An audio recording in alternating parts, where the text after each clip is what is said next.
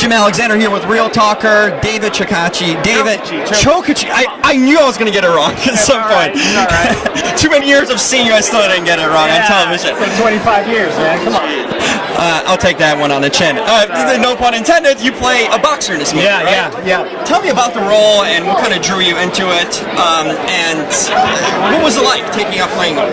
You know, the movie is based on true events and real life people, and I portrayed Gene Tunney, who was a famous boxer in the 1920s, like a heavyweight, and he was more than a boxer. He was very cerebral. He hung out in real life. He hung out with like Hemingway and all these writers, and was kind of fascinated with that world. Even though he was like this Irish boxer from like the Bronx, he wanted the opposite of what you would expect. Yeah, totally. He wanted to hang out with this different kind of more creative crowd.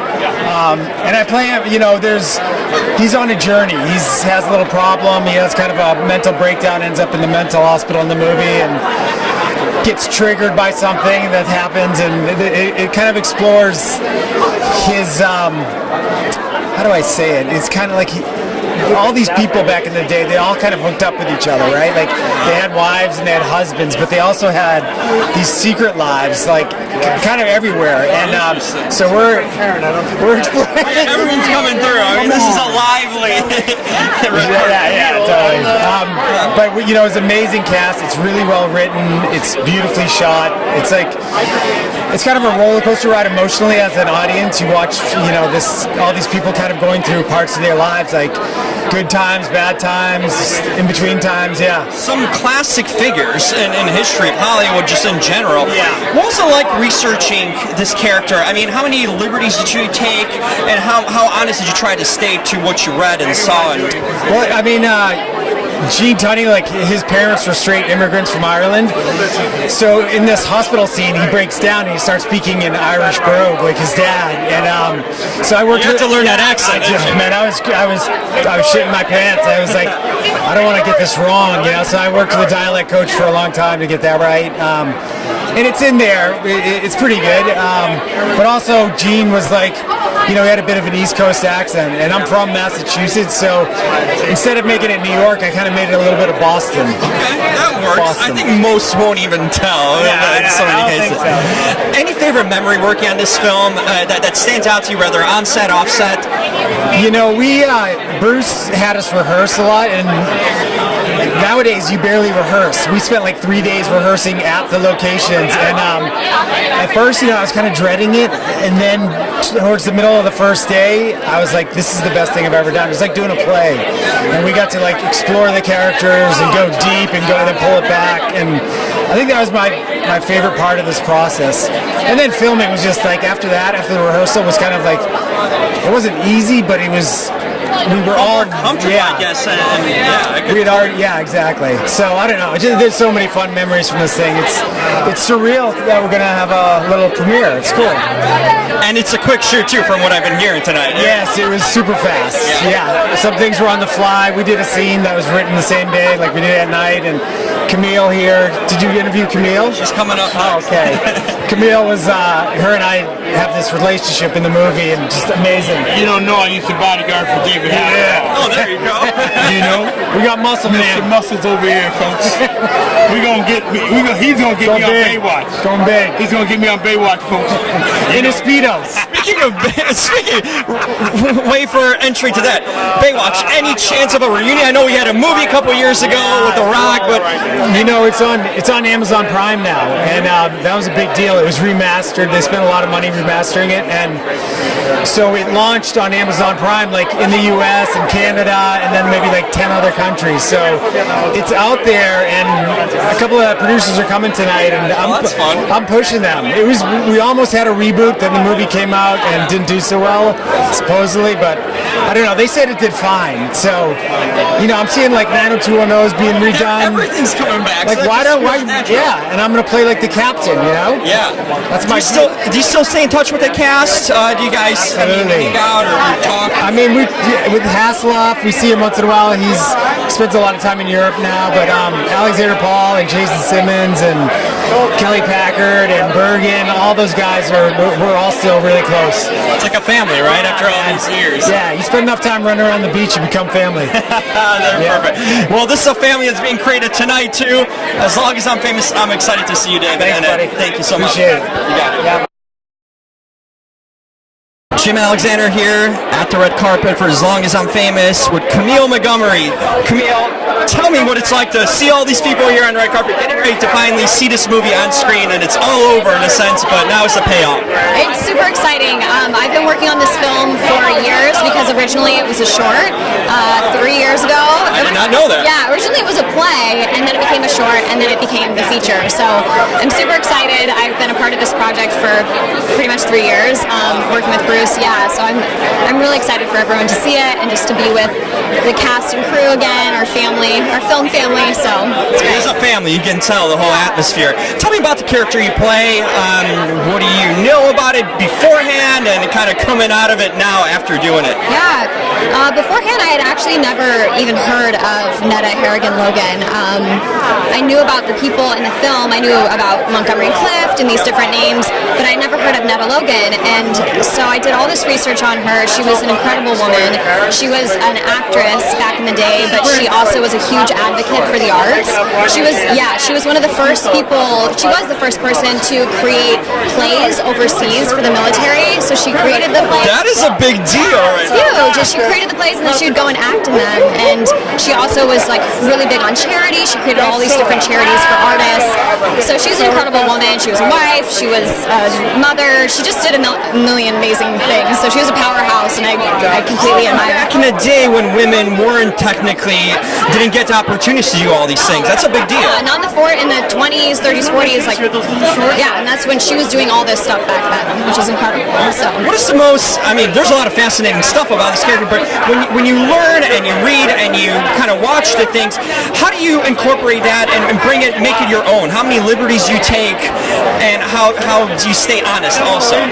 Yeah, well, I think it was the first time I played a real person, which was very challenging. But It's different than playing. Very different because you want to do her justice, and I think Bruce knew her personally, the director, Bruce Reisman, and he gave me a lot of insight about who she was as a person. She was definitely like fiery. She had, she's kind of a pistol, and She has to be if she's doing all that. yeah, and she's also around all these men, all these like rambunctious, talented writers and directors and actors, but they're all drinking the whole time. That's how it was back then. Everybody was like drinking and doing drugs like the whole time while they were on stage and writing. So she was kind of, she was one of the boys in a sense. So Bruce gave me a lot of insight about that. I feel like he was the force that really helped me rein in who she was. And then I did a lot of research. And when I met Bruce, he said, "You're very similar to her. There's just something in you that reminds me of her." I apparently didn't look anything like her, but he said, You take it from him. He would know. Yeah, so he just said, "You remind me of her," and that was the first thing he said. I actually went in to play a different role originally, and then I ended up playing her. Yeah, I didn't even go out for her because she was supposed to be older originally. She was in her 40s, and he was like, I was going out for this like 20-year-old role. So, You can do it all now after that. Any favorite memory working on this film, either on set or off set, that will stay with you going forward? oh my gosh, favorite memory. Wow, I think one of my favorite things, working with David Chokachi was amazing, and like we just became super close. He's the nicest person ever, and we were lovers in the film, so we just had like a lot of chemistry, and we spent a lot of time just talking about these characters. I feel like we had a lot of funny moments. Now I can't think of any. That's good if there's a lot that you can't even There were a lot of wonderful moments with all of us together. We just spent a lot of time laughing, and yeah, it was just, we really all became a family. So. Well, it definitely seems like the atmosphere is like that tonight. Camille, I'm looking forward to seeing you in a film. Camille Montgomery, everyone. When you play someone that's a real life person, that's obviously got a distinguished career and life, how do you go about that role? Because do you take liberties with it, or you try to stay honest to what you know about the person? How did you approach that? Well, I tried to do as much research as I could. I watched all of his films. I read several biographies, but I don't want to act what I think he would act like. I just want to be myself and connect with the character as much as I could and show as much truth in myself, because he resonated very, very deeply with me. And just got to watch it. What's the most fun experience for you working on this movie? Anything that, well, we're getting traffic through everything. Anything that stood out to you, either on set or off set, that kind of you take going forward, or something that meant something? The family atmosphere that we had on set was incredible. Everybody was so kind, so loving. Sometimes when you work on things, you're like, man, what else can go wrong? With this film, it was what else can go right. From top to bottom, every single person was incredible and really worked extremely hard to share this awesome movie. Anything coming up for you? Any projects you're working on? Anything we can look out for? We're actually working with Bruce and Aaron and David. We have It's like a family. I mean, we have a pilot that we are in the works. I don't know how much I can talk about it right now, but keep an eye out. Broadwood Media. Follow them on Instagram or YouTube, and you'll see more projects with us coming up very shortly. Tonight we're here for As Long As I'm Famous. This man plays a legend, so we'll see how it's all about. Thank you so much. Really appreciate it, man. Thank you. You play a legend in so many ways. What kind of responsibility was it for you to take on this role and really bring it to life? Well, it's enormous. When you're portraying any character that was larger than life in history, but especially in our industry, in the film industry. But also, the film is about private moments, about rumors, stories, those the intimate moments that.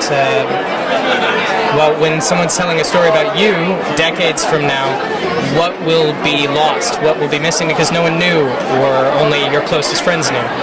And so that's what the film is about. So really my first responsibility was to the script and to the character, Sid, and second to the man, the legend, the historical figure who helped shape our industry. But to answer your question, a lot of responsibility, so much research, and not a lot of sleep. How many liberties do you take? You play a real life person that had a distinguished life and career in many ways. How do you approach it? Do you try to play it as much as close to what you noticed or like you watched or read about, or do you kind of bring a lot of your own personality to the role? You take what you're given first, you study the person, you study the individual, and you try to respect who and what they portrayed to the world. But then after that, you leave no gaps. I mean, that's the school that I'm from. You must know the answer, and you're going to get it wrong, inevitably, just as someone would get it wrong if they were portraying me, and that's okay. But honesty and vulnerability and respect for the individual first. You know? What did you learn about Sid, researching and doing this movie that you didn't know about before? I think more than anything,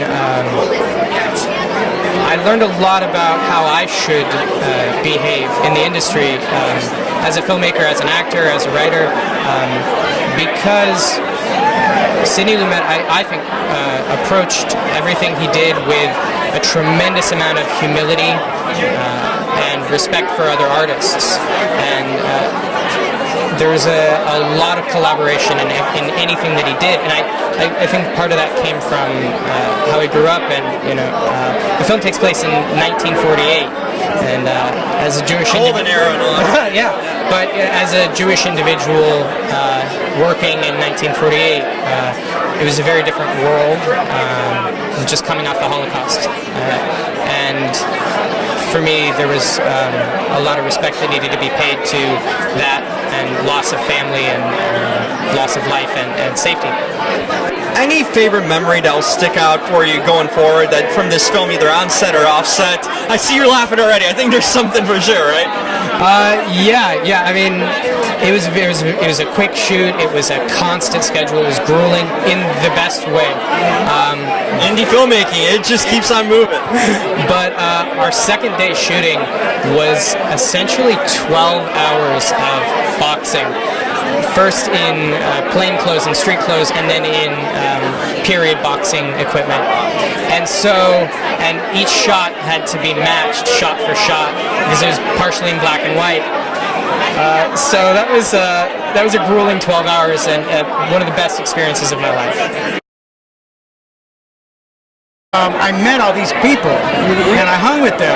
Wow. And I got all these stories, Christmas parties, and Just regular conversations, right? regular. Well, and they all were nippers, you know. Of course. And look at this. Excuse me, everybody. No one wants me to be on TV. Bruce, everyone wants to hear from you because you got all the stories, you got all the intel, right? There you Try go. this again. Take two. All right. Last looks. Last looks. Anything that stood out to you that you heard that really resonated with you from anyone? Not really, because they talked about their private lives in those days as if it was normal. Like there's a No relation. social media back then. It just Nothing. yeah. And the movie's theme, if anybody asks me, is about privacy. Because I hope everything in the movie, it looks like we're spying on love affairs. You know what I mean? Yeah. You know, like while Joshua Logan, the director, was in the Looney Bin, his wife hooked up with the boxer Gene Tunney, and they were all friends in real life. Wow. Got it? That's some drama right And there. Montgomery Clift got to be pretty good friends with Sidney Lumet, if you know what I mean, and I think you do. I think I do. And let's see what else. Richard Rodgers was a big part of their lives, and he's in the movie, and they all sort of hung together and intertwined. And It's amazing to hear all these kind of people hanging out, intertwining. You know how we. I'll tell you, I went to one Christmas party. I think it was in 1979 or 80 at Joshua Logan and Netta Logan's home in Long Ridge, Connecticut, which you'll see in the movie, not the actual house. Yeah. But it was the place Okay. where everybody that lived in New York went out there. So at this party was Laurence Olivier, Danny Kaye, Woody Allen. Everybody came The out. who's who, right? Everybody was there, but they just sat around and drank. And they started at 11 o'clock in the morning. And so there's a lot of drinking in the movie. And it's really about, again, privacy. You know, and they're very young. Sidney Lumet is 24 in this movie. It's unbelievable. And if you look at a picture of Sidney Lumet in real life, when he was 24, he looks just like Aaron, who plays him. And I didn't know that until after I cast him. What was it like casting him? So you know these people from real life experiences, and then you have to. I didn't know them from when they were young. I knew him as old man. True. What is it like? Then you have extra kind of layer there to get them at a younger age. You know, to kind of, in a sense, from the information that's out there, and things you couldn't make out from your interaction. What is it like casting then this movie? Well, this guy here, Yeah, there's David. David was actually the first one cast, and I wrote the part of Gene Tunney for him. Yeah. So he was actually the first one cast. And David, I was going to ask you, did you have to do any training to get in the boxing thing? I mean, Yeah, I mean, luckily I didn't have to actually box. Gavin and Aaron did for real, so I just kind of throw a couple punches real quick. And Aaron was like an amazing kind of choreographer also. So he choreographed. We rehearsed for like days at my house on the garage. It was like raining, and they're doing this huge sequence that went on. you're going to see the film, aren't you? Yeah, oh, yeah. Oh, good. Yeah, cool. Good. Anyway, keep talking. there you go. I love it. Everyone's part of it. That's the money. And this is the first movie he's ever produced. Really? Put up all the money. What is it like? It kind of brings me to ask you, putting this movie together. So you get the story, and then obviously you have to cast and finance and stuff, and pitch in a lot of ways too. What difficulties did you have to do that, to really make it to the point where we're having a premiere tonight? It's always the money. Yep. Always the money. And this gentleman here was the physician to my late mother and father. And so he observed me, because I took a very strong interest in my parents until they died. And after they were gone, he wanted to continue our friendship. Wow. He became my doctor, and he said, well, what do you want to do with your life? I said, I want to make this movie. Unreal how things just kind of happen. So this was kind of meant to be in a lot of ways. He read the script, and he said, let's do it. Let's do it. What is the thing you're most proud of making this movie? Is there anything for you that you're incredibly proud of in whatever aspect of it? The most important thing that I can say about the movie is that there's not a single false moment in the movie. Even though there's drama, and, you know, I dramatize things, and there's humor, hopefully, but it all came from my heart and what I observed and listened. And it's really, I love the theater. I'm a theater guy. I love the film. I've made my living in television. But my heart is in New York and theater. So this is really my Valentine to people that work in the theater and the crews that work on movies. And it's really, you'll see it. Every scene is visually pays homage to a classic movie. That's some good Easter egg right there. I showed my cinematographer several movies. I said, I want this scene to look like that, this thing, and that was all I said to him. I didn't talk to him on the set because I don't have any interest in that. I'm a director who does not care about the camera. I don't know a lens from nothing. I just worked with the actors. And one of the great things we got to do is we got to rehearse. I was just going to ask you, because everyone mentioned the rehearsal, how rare it is. You really don't get to rehearse on a quick shoot. Tell me why that was so important for you. Because, for two reasons. One is I wanted them to know their characters. I wanted to establish a relationship with them as a director. And most of them had not had that luxury working here in LA. You never do. So what I did was I set aside 2 weeks, 1 week on the actual locations. So we went to the bar, we went to the hospital, we went to the house, we went to the pool, we went to every place. It makes it so lifelike and relatable. So by the time we got to the actual shooting, they'd already been there. So I have so few bloopers. And the other thing was we have very long takes, like 7-minute takes. Wow, and that's long. And only theater people could do that. Yeah. So everybody that I cast had to have theater experience. I won't cast a movie with anybody that has not done a play. No, finally, I wanted to ask you about Camille's role. She mentioned to me how she came in for a different role. My lady. She was my casting director. That's an important person right there. Which kind of leads me to ask you about Camille's role. She came in for a different role and ended up with the role of someone who's way older than her. I was going to do the play again. She came in to read, and then I loved her, and then I wrote the film, and I did it as a little short. Yeah. And then it was great, but then I went, I can't make any money with a short, as good as it is. So I expanded this whole story, and she was the first call I made. Wow. Outside of Chokichi. And the rest is history, right? Bruce, I'm looking forward to seeing this movie. There's so many things. Thank you so much. Oh, absolutely. I'm speaking to Eric Lutz. I play Richard Rogers. Tell me what it was like taking on this character and basically make it come to life in some ways. Well, thank you for that accolade. I like to think I brought him to life. You know, it's a weird thing when you actually play a specific person from history. It's different than like playing a character versus a real. I mean, I've seen the pictures. I'm like, do I really look like that? I mean, the first thought, right? But have that image in my head really helped. And I saw some interviews. I thought, okay, I'm not going to be exactly Richard Rogers, but I want to capture his spirit. And I've been told I did okay with that, so I'm happy with it. But I like to kind of, run it through my own filters. I'm a painter, so when I paint a boat, I don't paint that exact boat. I put my spin on it, and I like to look at my acting work the same way. I like that because it's like you got to bring in your own personality. Right. Remain honest with certain parts that are legitimate that have been around, but also bring your own spin. Was there any pressure for you to bring in your own thing, or it just kind of came naturally for you? It kind of came naturally.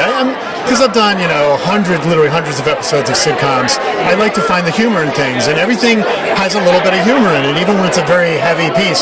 This isn't a heavy piece, but based on my initial take on the role, Bruce, the writer-director, expanded the role because he knows my rhythms.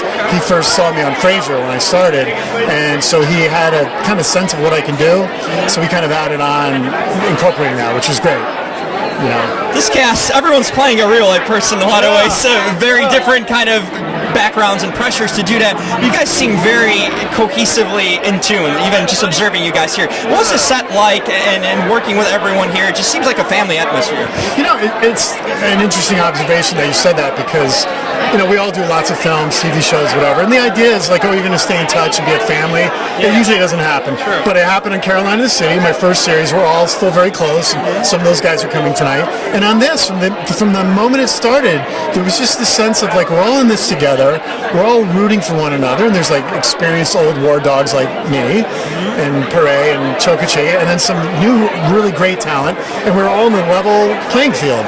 And we've all stayed in touch over the many months since we shot this, and it's just extraordinary. And I think part of that too is Bruce really encouraged us getting together socially. We had the luxury of having weeks of rehearsal. I heard that. That's something you don't get. Awesome. Yeah. That is awesome. So yeah, it's a unique. It's got that like anointing on it. You know what I mean? Just everything's clicking. It's great. Any favorite personal memory working on this film, either on set or off set, that kind of was stuck with you? It could be anything, really. Well, I think I know there's always moments. Yeah, no, for David and I, we have a certain thing we do. We're like he more so the pretty boy leading man. I'm more like the everyman leading man, and we get pegged into this thing where you get these kind of milquetoast roles, or we got to like kill the bad guys or whatever. But we don't get to really dig deep into these interesting roles. David and I got to do a scene where it's very emotional, and we both just decided to go in feet first, trust each other, and we each brought a great performance out of each other. And I'd like to think it shows. I've seen bits of the scene, and wow, I'm really happy with that. I don't usually say that about my work. Hey, once again, team effort is the theme tonight, right? You all do better when you rise one another up. And finally, anything you learned about the story of these people, too, researching kind of and seeing the different roles and talking to your fellow actors, what did you learn? Anything that stood out to you? Oh, well, there's a lot of just universal things in this film. We think now, like, oh, Hollywood can be so crazy and decadent and wild, and it's been like that forever. And I would almost say, like, we're more tame now. And these guys were, like, drinking cocktails first thing in the No morning. social media. No social media. Oh, my gosh. So they got away with a lot. So, yeah, it was kind of interesting like that. Perfect. This man, see him in the movie, As Long as I'm Famous. Thank you so much. Thank you.